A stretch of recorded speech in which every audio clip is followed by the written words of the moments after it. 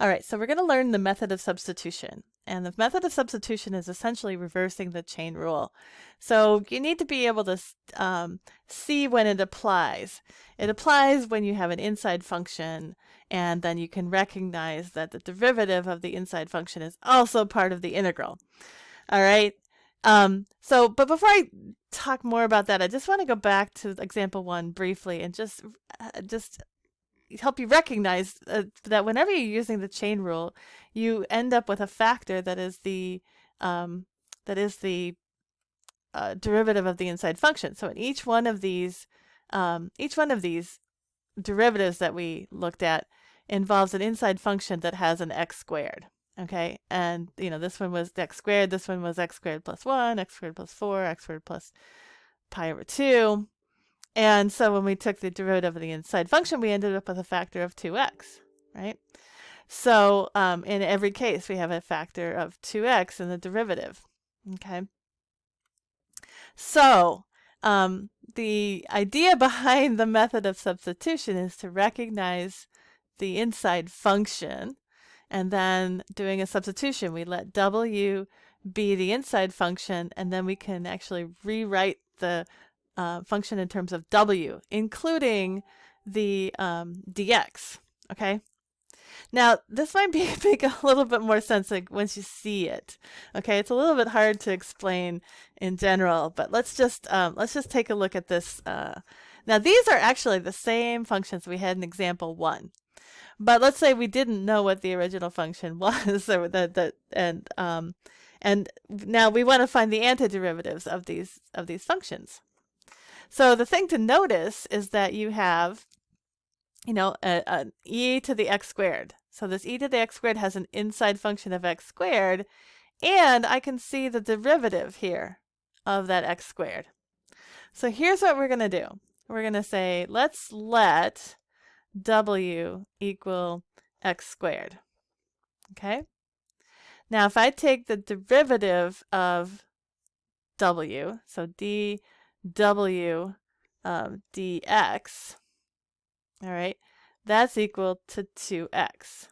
Now, I can rewrite that, okay, because this is using Leibniz notation. So this is, it's the infinitesimal change in w over the infinitesimal change in x. Okay, now I'm going to rewrite this as dw is equal to 2x dx.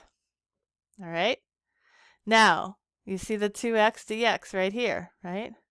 So now wherever I see 2x dx, I can write dw, and wherever I see x squared, I can write w. All right, so I'm going to rewrite this integral. I'm going to rewrite this integral as e to the w, right? Because I'm letting w be x squared. So wherever I see x squared, I can replace it with w.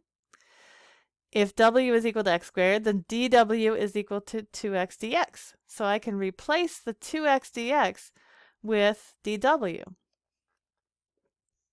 Now that's an easy thing to take the integral of, right? If we find the antiderivative of e to the w, that's just e to the w, right? And plus a constant, of course. All right. Now I'm just going to go back and I'm going to replace w with what I said w was. I said w was x squared. So this is e to the x squared plus c. So the antiderivative of e to the x squared times 2x dx is e to the x squared plus c. All right. So let's practice on another one. All right, I'm seeing an inside function. I've got x squared plus 1 inside this power function to the 5th power. And then, again, you can see the derivative of that inside function here in the 2x. So I'm going to say, let's let w equal this inside function, x squared plus 1. So now I'm just going to say, I know dw dx is equal to 2x, right? But I'm just going to write that dw is equal to 2x dx. All right. Now I'm just going to make that substitution. So I'm going to take this integral, and wherever I see x squared plus 1, I'm going to replace it with w. So this just becomes w to the 5th. And I can replace 2x dx with dw. Now we have a basic function that we can easily find the antiderivative of. So we get w to the 6 over 6 plus c. All right, but I don't want w, I want it in terms of x. So this is 1/6 x squared plus 1, right, because that's what I said w was, to the 6th plus c. All right, so that's the antiderivative of this function. All right, feel free to pause the video and try these last two, and then you can come back and check them, or you can keep going and watch the rest of this. So again, I'm looking for the inside function. I have a 1 over something function with an x squared plus 4 inside of it, essentially. So I'm just going to let w, oops, actually, let's say it this way, let w be x squared plus 4. So then dw is equal to 2x dx, right? Just the derivative of this x squared plus 4 is 2x. So I can write this as dw is equal to 2x dx. All right, so I'm just going to make that substitution. I get 1 over w. I'm just replacing the x squared plus 4 with w, and then I can replace the 2x dx with dw.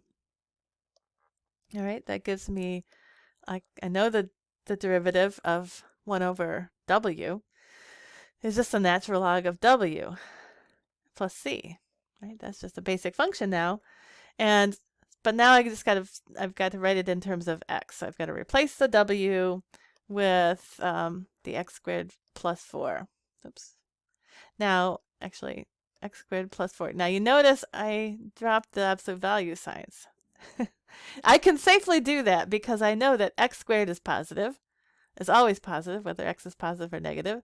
4 is always positive, so x squared plus 4 is always positive. Okay, so I can actually drop the absolute value signs. It doesn't hurt to leave them, but I can actually drop them in this case if I want to.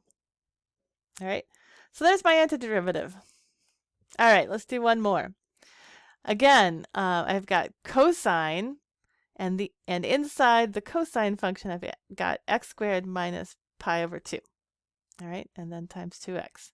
I recognize that the derivative of the inside function is just 2x, and I see that here. So I'm going to let w be x squared minus pi over 2. All right, so then dw is equal to 2x dx again, right? So now I'm going to rewrite this integral. It becomes the cosine of w now, right? It's just replacing the x squared minus pi over 2 with w. And then I can replace the 2x dx with dw.